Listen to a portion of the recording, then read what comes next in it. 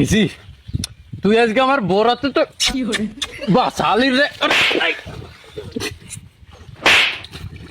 আল্লাহ বাঁচি নে আর এত কষ্ট আল্লাহ তুমি আমারে দিলে কোনো জায়গাতে শান্তি নেই বাড়ি যেও শান্তি নেই থাক তোর একটু পরে নিচ্ছি ওই বাসটা ঘুরে আসি কি কি আছে ও ভিভো গাছ মাছ দেখা যাচ্ছে আর দুটো আয় নাই